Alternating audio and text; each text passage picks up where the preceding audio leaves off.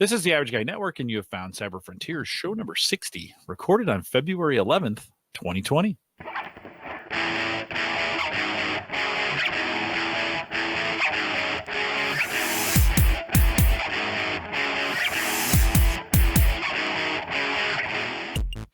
Here on Cyber Frontiers, we explore cybersecurity, big data, and the technologies that are shaping the future. If you have questions, comments, or contributions, you can always send us an email. Send that to me, Jim@theaverageguy.tv. You can contact Christian. He's really the brainchild behind this. Christian@theaverageguy.tv. Find me on Twitter @JCarlson, and Christian is @Borg Whisper. Of course, theaverageguy.tv, powered by Maple Grove Partners. Get secure, reliable, high-speed hosting from people that you know and you trust. Plans start as little as $10 a month for all kinds of great stuff. MapleGrovePartners.com. I think Uyghur took you up on your email offer too. I think at $5 for email hosting. Was that you or maybe? Oh yeah, yeah. And he loves it. We'll price match any other email plan if you're bringing something new over. So make it happen. He's digging it as well. Christian, we've titled the show Adversarial Machine Learning. I don't think I've ever had a show title actually ready to go at the very beginning of a show. Amazing, right? I just advanced planning. And actually, these are the best show notes I've ever seen. So make sure you head out to theaverageguy.tv/CF060, I think is what will get you there. And you'll want to see these show notes as well. What do you mean by adversarial machine learning? Yeah, so I kind of wanted to do some storytelling tonight, but really adversarial machine learning, I'm increasingly convinced, is the largest undefined area of the cybersecurity industry, right? So when we say that cybersecurity in large has like hugely gained in visibility in the C-suite, et cetera, we're talking about like your bread and butter issues of what people understand as common enterprise grade cybersecurity today. Or protecting consumers and consumer grade security. Where we're talking about adversarial learning is really what I call on the frontiers of cyber, period, because it covers an area where we are rushing into the future of the technology and security is not the primary consideration. And when I think about the technologies that we now find to be commonplace today that we take for granted, we did the same thing 20 years ago where we rushed into those technologies and then we had to bake in layers of security after the fact on top of it, when the reality was that the protocol or the service or the technical standard was never designed for security, just wasn't baked in from the get-go. And so we've talked about on the show ad nauseum about where we are with data science, where we are with ML, where we are with AI. And we've talked about the capabilities and we continue to run forward, 200 miles in a given direction. And I saw an article this week that just really made me think, oh, this is something we definitely need to talk about on Cyber Frontiers. Without a doubt, it's an area that is really going to be defined after the fact because we have committed ourselves so greatly to the technology without committing ourselves to securing that technology. So an article came out February 3rd, 2020, and it was entitled, "An Artist Used 99 Phones to Fake a Google Maps Traffic Jam." And I just thought that was the most fascinating thing I'd heard in a while. Not because it was like you required like a man in a science lab, some amazing genius to do it, but because I just thought, what a cool and weird and unusual experiment that the average guy could go and do and have this type of broad scale impact. I mean, this article got coverage everywhere in tech blog circles. And I thought, that's kind of interesting to me that many people care about this. And what the guy basically did was he bought 99 cell phones. He rented them or bought them, whatever he did. They each had unique SIM cards, unique IDs, unique operating systems, etc. He loaded up Google Maps onto all of them. He placed all 99 phones in a little red wagon, like you would imagine pulling a toddler down the street with. And he starts walking around the block of the Google Berlin campus in Germany. And what you start to see in his YouTube video that he's chronicled is that as he's walking down that street, Google is showing, you know how when everyone turns on their Google Maps when you live in a big area, like here in DC, man, if you don't have Google Maps or Waze on and you're a rush hour commuter, like what are you doing? And so, you know, he's got all of these map apps open and he's walking around the city. And you know it like I do. When you're driving in the car and you're looking at Google Maps, you're looking to avoid those, double bar red lines when you're cruising down the street. And if the Google algorithm is smart enough or realizes that there's as much distress as what traffic shows, chances are it's going to automatically recommend, hey, I'm going to reroute you because you're about to run up against the double red line. And so here, this guy has basically recreated a DC-like traffic jam when there's not a single car on the road. And so he's walking around with his little, toddler red tote in the back, and he's like circling around the Google campus to see if anyone at Google notices the strange phenomenon of this giant traffic jam reported on Google Maps. And, humorously, he talks about how roads were virtually empty, cars were getting redirected around his traffic jam, and there wasn't a single car on the road while he was walking by.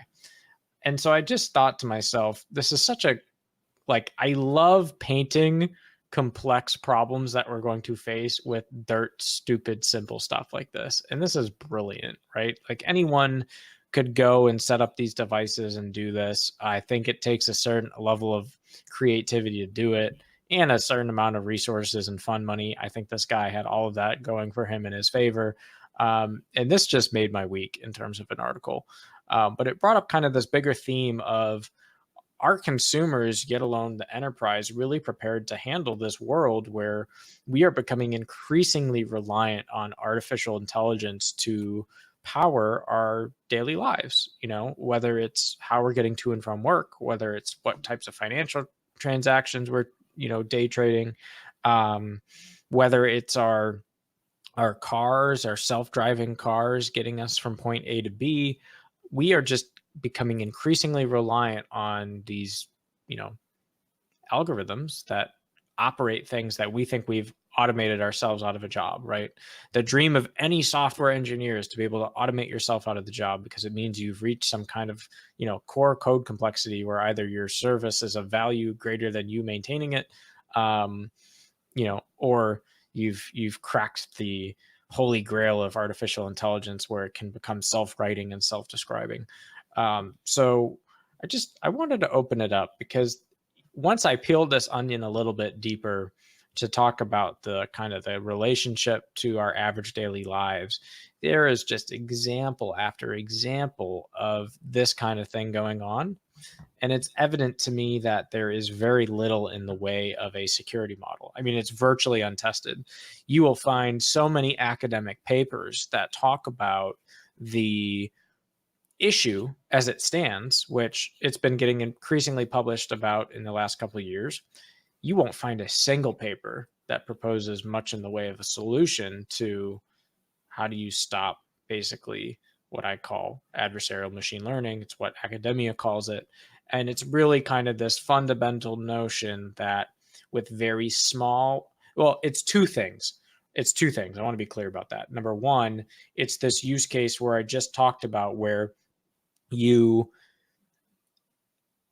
introduce sensors into an environment, or you mutate or alter sensors into an environment such that you've taken control of an algorithm to do something that wasn't designed for its intentful purpose, or you aren't mucking with the sensors or the capability of analyzing that data, but you're introducing something into the environment with a slight variance such that the algorithm is absolutely convinced that that thing with a slight deviation is the same or correct thing. And that one is the much scarier adversarial use case that I want to talk about a little bit more, because to the human eye, for example, it might look completely normal, but to an algorithm, it might look completely different. And so we are getting to this place as well with what I call it synthetic adversarial machine learning, which is when we scope the problem to AI and the visualization aspects of AI, Producing synthetic data examples is a classic way of basically fooling a deep neural network into thinking it's seeing something that in reality isn't in the environment physically from what a human would assess, but the algorithm assesses it to be because some slight variant that was introduced that in reality isn't real. And so these things that we're introducing as topics have a lot of cultural footprint, is being talked about culturally, but the solution map is totally non-existent right now. Christian, before we dive into that, let me ask you this question, because I feel like sometimes the machines don't get the benefit of the doubt. So a human gets fooled all the time, by the way. I mean, Oh, yeah. something tricks us. I mean, just magic, right? In some regards, a sleight of hand. We weren't looking, we weren't seeing. Human gets fooled, and it's fool me once, shame on you, fool me twice, shame on me, right? But that the first time, the human, they don't get blamed. They're like, oh, it was a trickster or whatever. I don't feel like the machines get the same benefit of the doubt sometimes. In other words, they have to be perfect out the gate, or people are like, this is never going to work, or look how bad this is. I'm not sure as we begin to get into these complex neural nets and some of these other complex algorithms that have to work, are we going to expect that machines get it perfectly every time, especially when machine learning is used against them, or you have one algorithm pitted against another, maybe in that case? I don't feel like we have the same tolerance for the machine as we do for the human. But there's a reason for that. And think about it. Humans don't scale. Yeah. So we give ourselves the benefit of the doubt that humans are allowed to be faulty, because usually when a human's at fault, their blast radius is limited to their circle. When a machine is at fault, their blast radius is potentially infinite and can span the entire human population. Yeah. So when you assert or claim to assert that a machine can reasonably operate at or better than a human, you should be damn well sure that is a correct assertion, because that's going to impact how you end up with scalable disasters and how quickly you have to respond to them. Yeah. And I think that any litmus test or operational bar for introducing an AI algorithm, a machine learning implementation, or otherwise at scale should be held to the measure of what would be the worst thing that happened if this thing went sideways, or what is the testing confidence that we can give based on running X millions of simulations that tells us the probability of catastrophic scenario X is 0.00009% probable. And if you can't get it down to that, if it's like you're dealing with a 1 to 10% error rate on something that has broad scale impact, and on top of that, you have no security algorithm to define a model of defense in that disaster scenario, we're setting ourselves up for undoing a lot of the progress that we've made in the cybersecurity industry, predominantly because people will stop caring as much about going after the soft targets that were 5 years ago, right? When we talk about what are the soft targets today, they've changed quite a bit from what they were 5, 10 years ago. And why? To me, it's not that the technology drastically changed in this time frame so much as it is people's ability to handle incidents, better defend systems, better secure and design them from the onset improved dramatically in that time frame. But the underlying technologies didn't have a fundamental gravity shift. What we're talking about here is quite different. We're saying that the technology is zooming off into a direction of a fundamental sea change, and especially with respect to how humans will adopt and use the technology. And we're saying that cybersecurity is not running in parallel as aggressively after that new technology domain. So yeah, it's great that everyone has cybersecurity awareness. It's great that they've gone and defended what we talk about today better, but people are just going to stop paying attention to going after exploiting that domain. They're going to start focusing more and more on what are high value impact things that have this large surface area. And we talk again and again and again on the show about how surface area is one of the number one measurements by which you should assess whether or not you are dealing with a large scale securities Yeah. consideration or small scale, right? Because your typical average hacker, unless we're talking something where you're a high value target, it's a specific target of interest and they're going to go after you no matter of what, right? It's like any other crime on the street. It's a crime of opportunity. And so when you ask yourself as an attacker, what's the low hanging fruit here? It's going to be fooling that AI algorithm, which for very cheap can return a lot of fun and profit for me as the attacker. And I don't even necessarily need to know much about computers, which is the most bizarre thing to say. And yet seems like it could increasingly be the case where I don't have to write code to attack these systems. I don't have to be an internet wizard. I don't have to do any of that. I just have to interact with physical materials in my environment to influence something that is a virtual decision maker and have an outcome that is tilted in my favor as a result. And that's insane when you think about it. I mean, for the first time that we can really say there is active interest in people using physical, what I would call material science, with some very high level understanding of computer science without having to, have a university degree in it by any means. And now I can influence a virtual environment or a virtual outcome using my own physical world. I mean, it's insane. Do you think that gets better over time? It gets more secure over time? I mean, are we doomed? It seems like we've been saying this for a long time.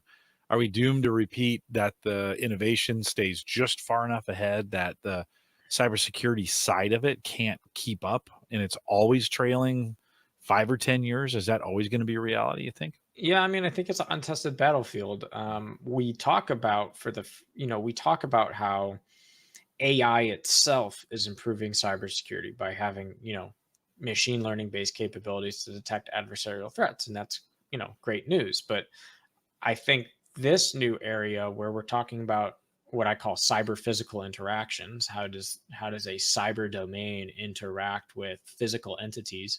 Um, we're much less developed and mature in that space. And it seems to me that because our technology capabilities are so strong, but our focus is not like everyone feels like they're the business of yesterday if they're not somehow using the buzzword AI in their bottom line, right?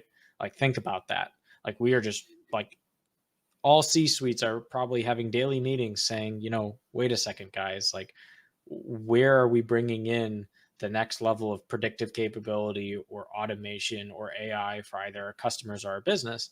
And if they don't have a good answer to that question, people say, well, go find an answer to this question. Like these technologies are already available.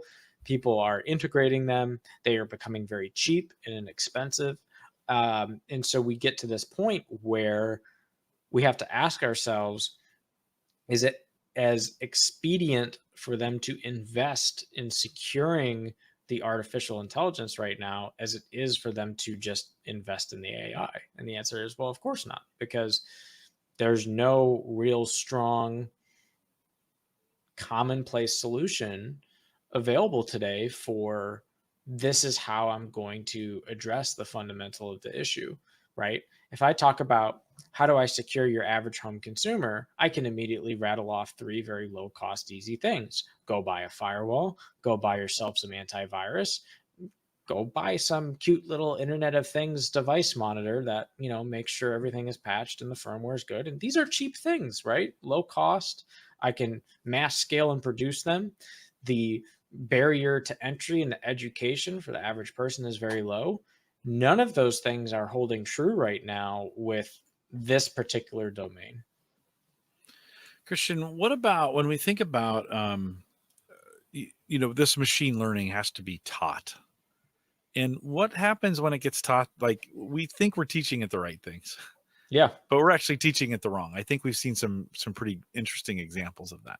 Yeah, and well, so this hits on the exact definition of like what does it mean to be adversarial in machine learning? And so the intention is, a lot of these models that we can talk about, let's just scope it to the world of neural networks, right? Where we've tried to make deep neural networks that are self-learning, that learn from past examples and past mistakes. They have their own method of error correction of what the algorithm predicts as error correction or optimizing to an ideal case based off what it's being trained to detect or understand in its sample literature. And over time, its sample literature grows and grows and grows. But remember, at the end of the day, those things come down to math. And so this is like a forest through the trees problem, where if an algorithm over time starts to cluster these types of trees to all be this, species of tree, then to an algorithm, if I make a slight mutation on the color of each of those leaves, algorithm's probably going to say, that's still, deciduous tree X. But a human's going to go and say, I've never seen a tree with blue leaves in my life before.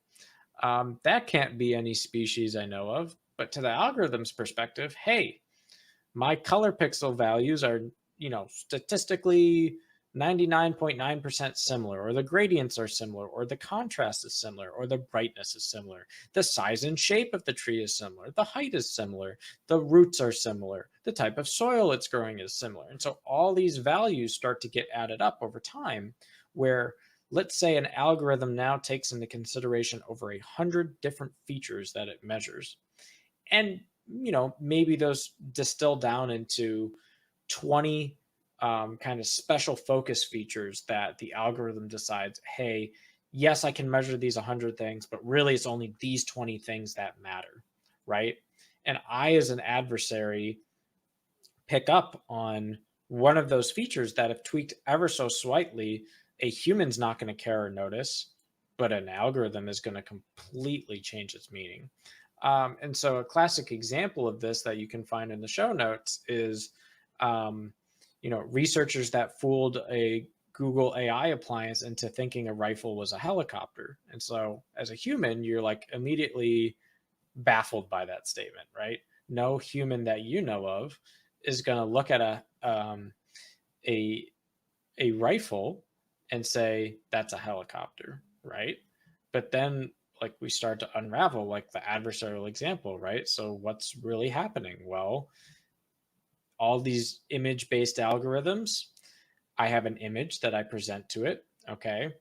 And you know how like image error correction works, right? So you've all maybe at one point or another lost or found some photo that you wanted restored to its great former glory or whatever. Like, and what's one of the stupidest algorithms you can think of for an image error correction? Well, if you want to increase the quality of the picture when you don't have a higher resolution available, or you want to correct regions that are quote unquote statistically incorrect, one of the simplest algorithms you could apply is to look at nearest pixel values. So if it's a gray here, chances are it would be a gray in 1 pixel to the right, 1 pixel above, 1 pixel below. If I take a picture of, I don't know, a dog running across a field, and I'm missing 40% of that image, and I have the dog, but I don't have the rest of the image, well, AI can probably fill in pretty quickly what the rest of the grass looks like in that image and what the rest of the sky looks like. So even with a, 40% data missing error rate, I could apply this very simple algorithm to restore that picture. Now that's a trivial use case, but let's talk about why that matters to adversarial machine learning, right? So let's say I have a picture of 2 people skiing, and this is one of the examples that's covered in this article from Wired. 2 people standing on a mountain slope. They have their skis on, they have their hat and their hood on. You can imagine a mountain range in the back. It's a nice snowy day. It's got a good coat of snow on the ground. And I just ever so slowly introduce the picture of a border collie, right? 1% translucence, 2% translucence, 3% translucence. And all of a sudden, the AI algorithm starts seeing features in that data that you're presenting that say, oh, this is a picture of a border collie that we have here. But to a human eye, 5% translucence underlaid over a picture of 2 people standing on top of a snow mountain, you're not going to notice it. You'll be lucky if maybe around 30 to 40% of that translucence value where you would actually see some hidden border color behind the image. And yet all of a sudden the classification algorithm will go from two people chilling out on a mountaintop to border collie. That's a little bit of a less trivial example, but it's the same concept. How do I fool a classification algorithm into thinking a gun is a helicopter? I just tweak those features ever so slightly. Or I tweak that sensor ever so slightly to record values that aren't really there in the environment, or to make slight mutations that a human trying to validate it would not be able to see or error correct. Do we get to the point where we need to sometimes the perception's too sharp, right? In this example, where you're saying, hey, look, it's 5%. A human would not make that determination. We shouldn't, being the algorithm, where it doesn't either, right? I mean, it's got to have a little bit of tolerance. Will that get smarter? I mean, will we get, the more examples we have of that, the more mistakes we make? Almost like this machine learning is children, really young children right now, who don't really understand. I think about my granddaughter and some of the things she says, and we think it's cute. It's wrong, but it's cute, right? Now she'll get better because we say, oh, you don't say it that way, you say it this way. Much like, though, a child who was given misinformation from their parents, taught one way versus another, maybe taught to hate, begins to take on some hate tendencies. Sure. Right. And that take on some, So do you think, as we approach this, is that, yes, the vulnerabilities, but do we also need to set some expectations on the learning cycles so that these bots that get racist don't, like, we just turned them on and like, well, let's see what happens. Do we need to do a little more training or a little more time? Well, so it's interesting. So the thing that I think makes this such a unquantifiable problem space yet is, how do you train an algorithm for all types of pollution? Right? So right now, what we're really good at doing in AI is training to a set of use cases, right? What we're suggesting in order to defend that algorithm is one of two things. Either the features that the algorithm pick up on cannot be tampered with, and then you have to assert, well, what does it mean to tamper with this use case? And are we talking about tampering with sensors? Are we talking about tampering with like serialized data going into the algorithm? Are we talking about what is it that's going to tamper with that feature's natural evolution and learning what it is it's supposed to be learning? Then what we're really talking about is, there is a huge difference between tampering with an algorithm at the point where you're training it, right? Like offline training, you get it kind of caught up and then you set it out into the free world and it's learning from there, right? Whereas you're tampering with it dynamically after it's already deployed in some kind of production-like environment. The second question we have to ask is, so either we can solve the problem by getting the algorithm to assert that we have confidence that the features the algorithm cares about can't be tampered with, which seems unlikely, or we have to assert that we have come up with some type of algorithm that can handle all inverse cases from what the use case is that the algorithm is trained to detect. So if I'm trained to detect, I don't know, we'll take the previous example, a rifle going through a security belt, right? You want to scan people's bags and have, AI maybe replace some of the security functions that a TSA inspector would do, for example. What will you show that algorithm to show it all other things in the universe that are not the thing it's looking for? And that is the type of proof that you would have to go figure out if you couldn't solve the first proof, which is a positive based proof of prove to me that the features that this algorithm relies on for positive identification cannot be altered in its environment. Like the delta would not be significant enough to change a training outcome. Or prove to me that you can show all potential things that would otherwise throw this thing off and add it to like a negative data set where the algorithm is going to know that that's a decoy bird, right? Yeah.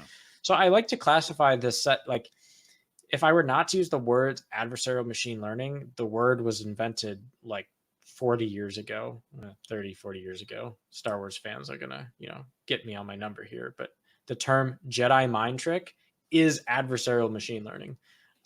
Absolutely. It is the same idea, right? Where it's like a slight alteration in your environment and suddenly you're doing something completely different. In Star Wars universe, they're slightly altering the force and your brain cells aren't working the way you thought they were. But that's literally what we're talking about here in a machine learning sense, right? We're slightly altering the brain cells or the neural nets of these deep algorithms that are constantly reading in new data and making slight adjustments, and we're arriving at wildly different outcomes. So totally synonymous. One of the things I see, I'm going to go off script a little bit on this one, or off our notes a little bit. One of the things I see in AI is we often put these algorithms in, or these learning opportunities in isolation. And one of the things humans do really well is we learn in packs. Like we learn from each other. We learn, as you and I are learning, you're learning something, and I may see what you learn and then learn from that. In other words, to get the validation, right? And I have lots of things around me for me to bump into, literally and figuratively, that keeps me learning, at least from a norms perspective, and it keeps me from going crazy, like from learning something wildly off the, oh no, now I should run out into the street, right? No, we have people around us to say, when you're young, stop, right, to do that. We also have a thing called pain, which machines don't have, where they don't, like, we're reinforced, bad behavior is reinforced or the incorrect behavior is reinforced, whether it's physical pain or social pain or shame or correction that comes in the form of something that really makes us change. Where I kind of wonder, this is the weakness of an algorithm, is it doesn't experience any kind of pain. It doesn't have a reason not to go down that behavior from incorrect training, type thing, hand on the stove. Even though I know it, I may try it the first time. Second time, somebody tells me to do it, I'm probably not gonna, because I have that lesson learned. So I don't know. It seems like we're training without any, at times, in isolation. We're training without social pressure, so to speak, to stay inside the guardrails. In 2 or in 3, we don't have any kind of feedback mechanism for the machine to remember, like, oh yeah, that was a bad decision, right? Am I that far off in thinking? Well, I mean, that's so part of the whole intention of deep neural network training is that there is that feedback mechanism that if it gets something wrong, or in a semi-supervised approach, right? Yeah. It gets something wrong and you say, hey, you were wrong. It corrects and adjusts from that, right? It just comes down to I feel like that's isolated, though, a lot of times. In other words, we have one researcher who's doing that, who's working with it or whatever, where it's not getting the crowd, so to speak. I mean, if you ever want to figure out how right or wrong you are, just put something out right on social media, like and that's a really bad example, because I don't think you want to learn based on that. But, sometimes I feel like in this area, we've got a handful of researchers training it where they're not thinking through all the real world solutions or situations. Yeah. And I think that's fair, right? There are plenty of people who do the kind of one-off rodeo machine learning example where it is that, but definitely some of the deeper AI examples overcome that, right? Yeah. It's not semi-supervised, it's fully unsupervised learning approaches. And the question is, when you get to a fully unsupervised approach, can you truly pass a blush test that says my error correction rate or my false positive rate is sufficiently low enough that most permutations or disruptions in my environment is not going to be substantive enough to change the fundamental learning outcome of the algorithm. Yeah. It takes humans, though, years sometimes to learn those permeations. Oh, yeah. And it's just, I sometimes wonder if we are not giving enough, even in a fully supervised, if we're giving it enough experience to have all the possible scenarios, that, and then when it does land on it, we blame it, some really obscure, which a human would have missed a lot in a long ways. It would have fooled us too. And we're kind of hard on the machine because of that, Yeah, no, I mean, right on. It it is one of these things where we will need to decide again what is the formal evaluative criteria. And I Yeah. think that is why you're finding that because there is no easy answer for the general use case, the answer is, quite honestly, to run away from it, right? In an article about another Wired article, by the way, they seem to be very on top of this subject, which I appreciate because anyone can go and buy a Wired magazine for a couple bucks a month and you'll learn these things regularly. They're offering a $5 a year plan right now. Oh, there you have it. I didn't even know that. I just saw that. Yeah. So, and it'll show up at your door. It'll be like the era before I think it's computers I existed. think it's only online. Okay. I think it's the online version. All right. Well, the title of the article is "Tainted Data Can Teach Algorithms Long Lessons." We just spent the last half hour talking about that, but one of these quotes is a very telling quote about what we've been discussing. Quote, "A recent survey of executives by Accenture found that 75% believe their business world would be threatened within 5 years if they don't deploy AI. Amid this urgency, security is rarely a consideration." So we've painted that brush, right? Like everyone sitting in the boardroom, they're trying to figure out how to get the next big sexy AI deployed out in the wild so that they can rake in the profits. And security is completely an afterthought in this case because most humans will say, oh, AI is still kind of that new edgy, trendy thing. Like, I don't expect it to be this secure, robust service yet.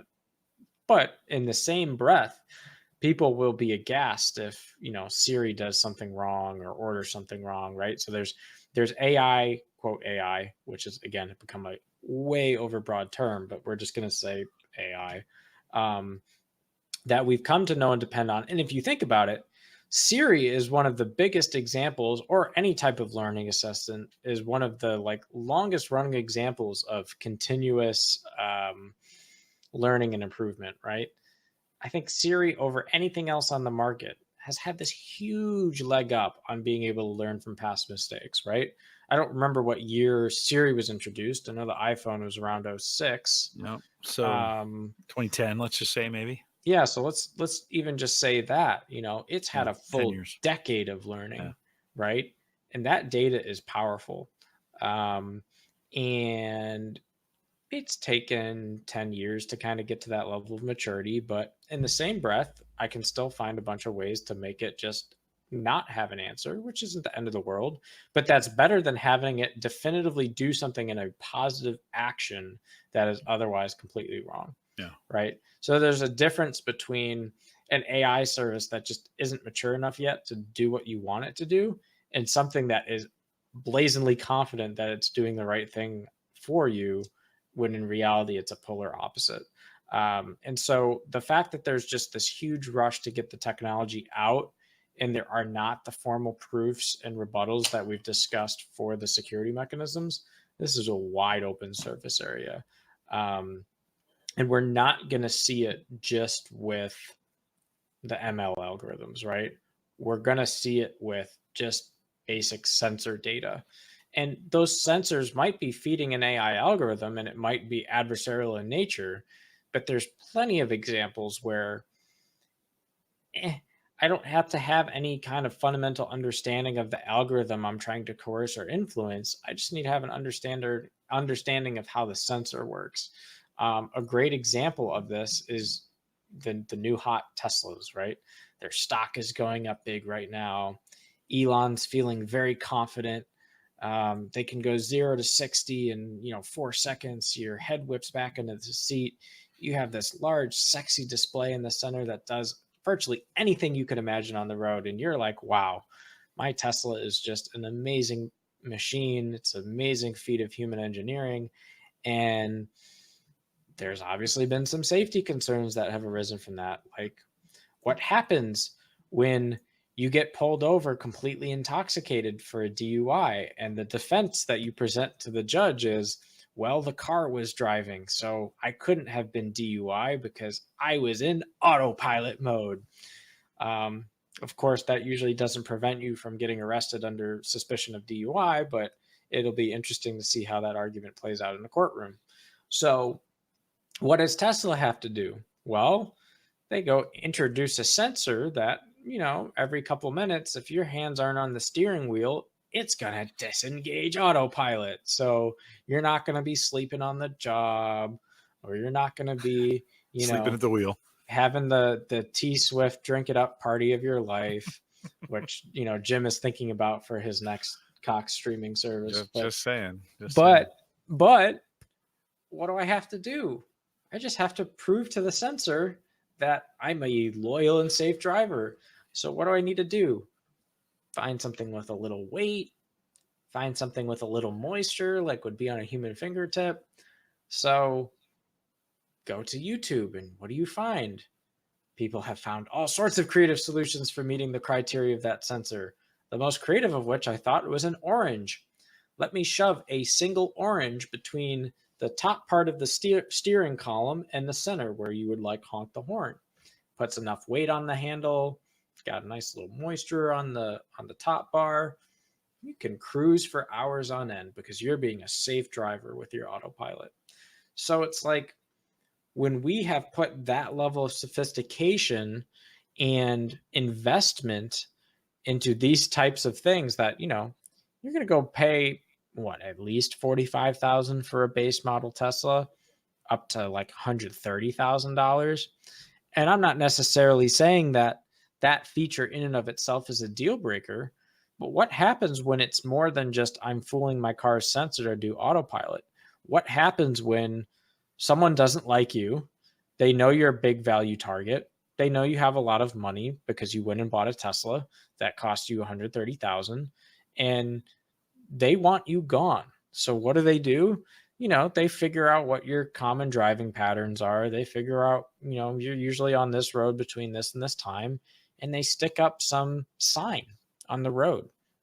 And that sign to that AI algorithm in your Tesla autopilot looks like a beautiful sign that says to stop. Only problem is you're driving 70 miles an hour on a highway, and your car just comes to a full stop. And the guy behind you is driving, more than 70 miles an hour because he wants to get home from work. And the next thing you know, you're in a total custom buy crash. Why? Because I mutated the environment ever so slightly. If I go and look visually outside, I'm not going to see a stop sign, but I introduced something arbitrary in that environment that to your Tesla said, holler down, all brakes on.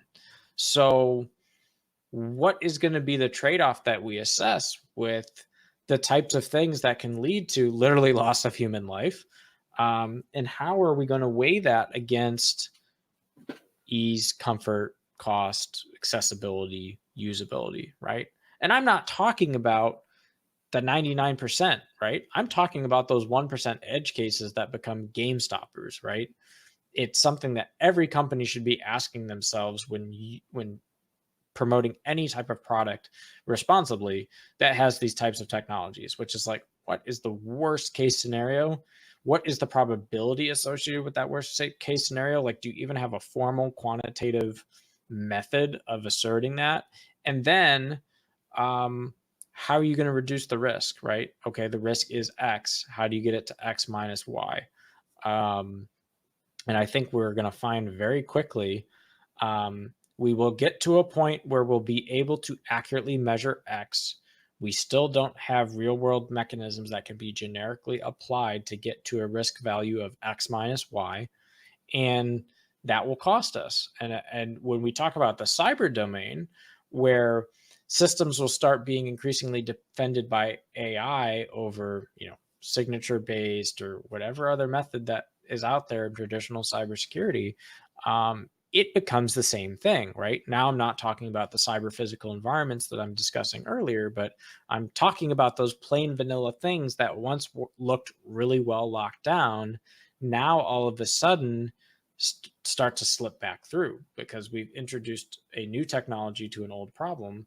And now we've discovered that that new technology isn't as fully cracked out as we thought it was yet. So it's going to be, I think, some learning pain. And I think most people will dismiss this episode as being applicable to them at the time, only because it's a frontier technology, meaning these technologies are just starting to get really prevalent, really pick up in the last few years.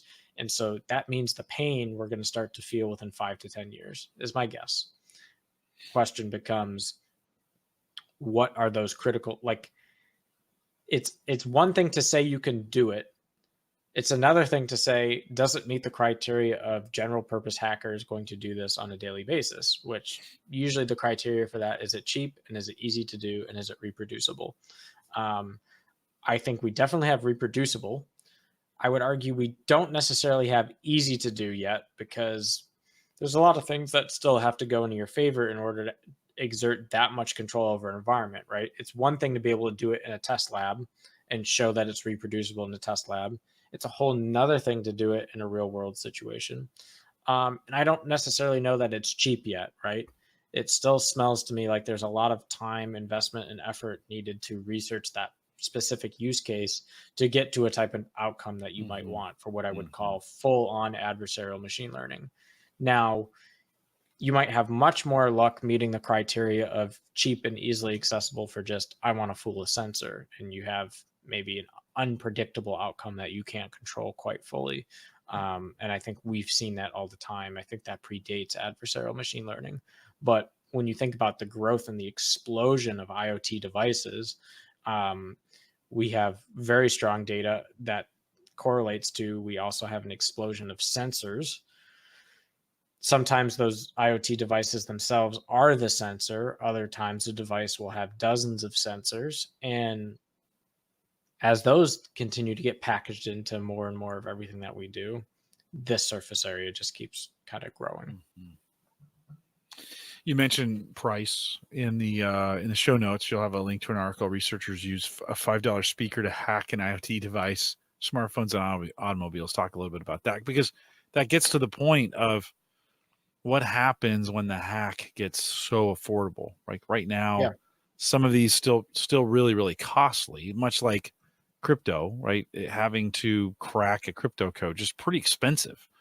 But what happens when we use a $5 speaker? Yeah, so the intention here was, again, talking about how do you incrementally gain access into influencing a system without any like real world access, right? So for example, your iPhone could be fully locked. You're not going to get in. You're not going to know the PIN. It's encrypted at rest, all of these things. However, your iPhone is currently running Apple Maps or Google Maps or the maps of your choice. And you want to perturb its environment in such a way that you exert some level of influence over it. So, for example, this might not have any real world outcome for you, but all we want to prove is that we can coerce the device into thinking something it's not supposed to, and then we can keep expanding that use case, right? So when we talk about this for on the cheap, almost all the devices, almost everyone today that is digitally connected in some way is carrying an accelerometer in their pocket, right? Your Google Maps knows that you're 10 miles over the speed limit because it's watching your accelerometer in relation to the posted speed limit and telling you, hey, slow down. What this article showed, again, in a controlled lab environment, is that I can go buy a $5 speaker. I can put it at a very specific note and frequency, and my accelerometer will register that as movement. And so now I've gotten a sensor that said I went from no movement to a little bit of movement. And so that by itself sounds pretty harmless, sounds pretty benign. What's the big deal? But when you get a little bit more of those things kind of coming up and up, you start to add together those little cheap things in a way that then a more complex attack vector shows itself. And they talked about manipulating the sensors on a Fitbit and similar other IoT devices. And again, you know, what was reported? The Fitbit recorded steps that didn't actually happen. And so like anyone who reads that is going to laugh. They're like, you're off your rocker. This is not an issue. Adversarial machine learning sounds like a joke. And to many use cases like this, you would be correct. Like, who cares that an extra 2 steps were recorded? Like, if you want to cheat yourself that you are athletically fit, there are many other ways to do it without this level of effort. So why bother? But that wasn't the point of that particular article, right? It was just that you could get very cheap and inexpensive things to mutate an environment, to do something that a system wasn't programmed to do. I think on the surface, it's quite a common conclusion to arrive at. We wouldn't question it on its premise. Seems like a pretty normal, digestible thing. But then when that's on a backdrop of what we just talked about with the whole intro to adversarial machine learning and these spectrum of unsolved problems, it starts to look a bit dicier a whole lot quicker. Well, and I think there's a great example in with all the work I've done since the last time we were on, Christian. I had somebody go through my car, so I put in some Ring cameras. I did some home automation stuff, kind of locked down my security a bunch more. But as I was in there, I got digging through like, hey, I can set my phone that when I get a certain distance, a certain radius from my house to do certain things, or the opposite is true. Like, so when I pull in the driveway, maybe I wanted to do some things that are helpful to me to unlock things and to set things up. If someone with a $5 speaker could spoof my phone, this isn't true, by the way, but let's just say they could. I'm not that good. I don't have automatic locks, so this wouldn't work in my house. But say I did, and they could spoof it to trigger that geo instance, that geo fence, to break the geo fence, and all of a sudden now I'm somewhere else, but my home has now opened itself up, so to speak, and there's somebody there waiting for that to happen. I don't think that's too far. I don't, that's not a stretch. Like, all I have to do is spoof the geo fence aspect of that, and boom, it's taken care of. So again, security, convenience, that's great. In my case, we had this conversation where I almost put a smart lock on the door between the garage and the house. And I was like, yeah, this would be great because then I can open it on my phone before I come in, so that I don't, because my hands are full. Mm-hmm. That's a convenience thing, right? But then again, spoofed, that opens up the garage door, that opens up the door in between. And so you're right, a very inexpensive solution to create disruption on a convenience, right? Yeah, exactly. That's spot on. Right on. I don't think we're that far away. Like, no, we're not. Until you put all that, I didn't think about that till you started putting all those things together, and I'm kind of like, oh, wait a minute, geofencing. If I can now, mm-hmm. we may be far away from being able to set a tone on that changes the geofence, right? That's GPS and some other things. But again, that's kind of what I think of like, hey, if it makes me move and they can do a certain number of things, yeah, right? Do I really want to trust those pieces? Same thing for cameras, right? I've got cameras available in watching, but are there things that could be done with those cameras? It's funny. We had movies for years in the 80s and 90s that would do all this. We couldn't do it yet. Like, they would hack in and then change the picture. Think of like Ocean's 11 and Ocean's 12, right? They changed the picture to fool the security guard and stuff like that. Now that's actually all those things are possible electronically. You don't even need to, you don't even need to be there to splice into we thought it was cool. Now we're like, oh gosh, man, that's some serious stuff. So, yeah, I just think that's maybe a little more real than we think. I think of, I use Sighthound, which is using AI now to start identifying what it's seeing in the picture. So they also have license plate identification and facial. They're doing some stuff with facial recognition. Why wouldn't I say, hey, recognize my face, unlock the front door? Yeah. And then how could that be spoofed or trained differently? Well, how long does it take for me to figure out a good picture of Jim Collison's face that has the right features that I just hold up the door to let myself in? Which they swear can never happen, right? But Yeah. What Well, happens if I then 3D print your face? Which how would mhm, I do that? Well, if I mhm. could get pictures of you head on, from the side, from the other side, like can I recreate a 3D CAD model of Jim's face and present like your head on a stick? Right. Ooh, don't Not say like in a yeah, that not like in sounded a kind Lord of of the Rings kind of way. it sounded very Hunger Games, Game of Thrones-ish, I guess. Yikes. It did, yeah, that did. That got dark really, really fast. What else, Christian? Anything else as we think about No, I anything mean, I else you think want to say in this? that's the brush I wanted to paint. I wanted to do some storytelling. We've talked about some fun W- stories, I think, but One more thing. It says to cripple AI. This is another article at Wired. To cripple AI, hackers are turning data against itself. Did you mention that in the? yeah, so In, not specifically. Again, Wired with the rescue here. They're just yeah, they're all kind of over this hot tonight. topic. I like it. I know it's unusual too because I have not cited them in quite a bit in some of the stuff we're doing. Um, but they're basically just calling out that they called out several of the examples that I stitched together through other articles, right? So they talk about a picture of a turtle is seen as a rifle. A self-driving car blows past a stop sign because a carefully crafted sticker bamboozled its computer vision. An eyeglass frame confuses facial recognition tech into thinking a random dude is actress Mila. Oh, this is embarrassing. Mila Jovovich. Close enough. I guess she's famous because I couldn't tell you a thing. So that shows you where my Hollywood knowledge is. But um, it really just kind of stitches together the spectrum of attacks that the generational machine learning models that we have available to date are going to have to deal with, and they're currently just completely unprepared to deal with it. And they kind of go through a lot of the specific lab examples that um, we've discussed about how an environment gets mutated and what the risks are. What's interesting is that this article says specifically, quote, um, that's or there's no reason to panic. Simply slapping these stickers on a stop sign won't crash a self-driving car.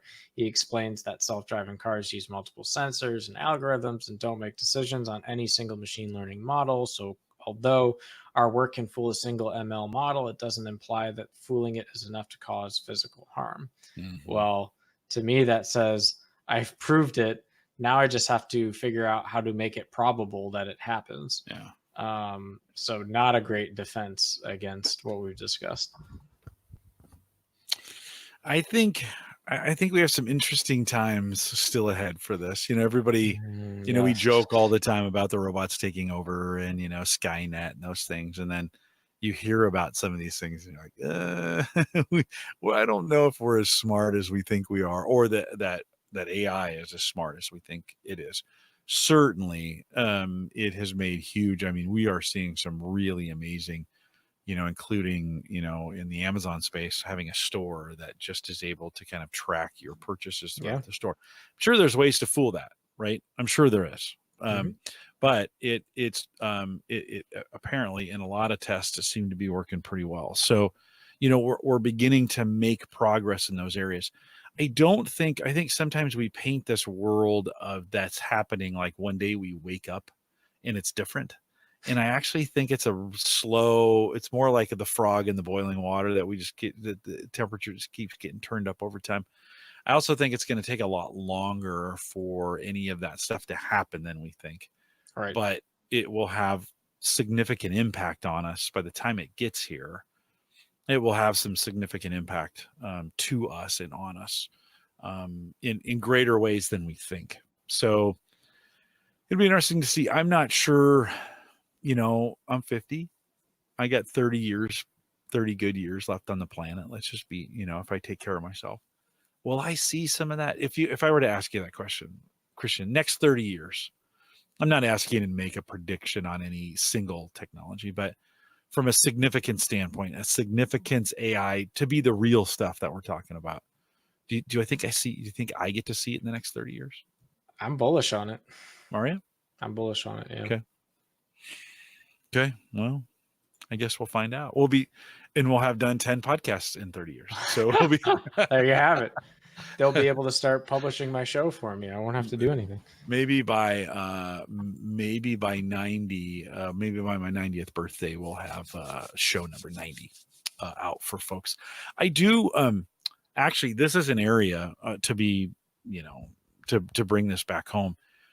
AI, we're starting to see a lot of language recognition now, right? When we think about facial and language, and but what I do in podcasting this is super important. And we've talked about deep fakes. I think we've talked about that here on this show in the past of being able to create deep fake on both of those. But I think there's some good things that we can. By the way, this current Windows update that's going on right now, brutal. It's tough. Brutal. Yikes. I did not even mention on this show, which I probably would have if we didn't do such a thematic show to the Microsoft crypto API debacle. Just beyond Yaga. This is making me reboot twice. So Ken brought up an interesting point that this is the first update for folks that were pushed over to Windows 10 from Windows 7. Like, this is their first update. Welcome to Windows 10. By the way, a 2 reboot, pretty massive update that is taking, and 2 reboots that I know of. I just started the second one on this. I thought, well, while we're talking, I'll start updating just to see how bad this is. It's not okay in the span of things. It's not ruined anything yet, but it's taken a while to get this. I have a pretty fast machine, and it's taken a good chunk of the show to get this thing at least a half an hour. So I kind of wonder, will I see it? And I'm not as bullish as you are. I actually think it'll be a lot slower than we think. I'm more excited. I'd rather us pour time, maybe because of my age, into the biomechanical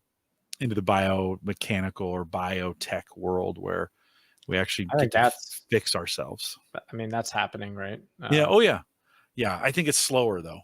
I think it's slower and it's harder to do than facial recognition sure. I remember what I was going to say.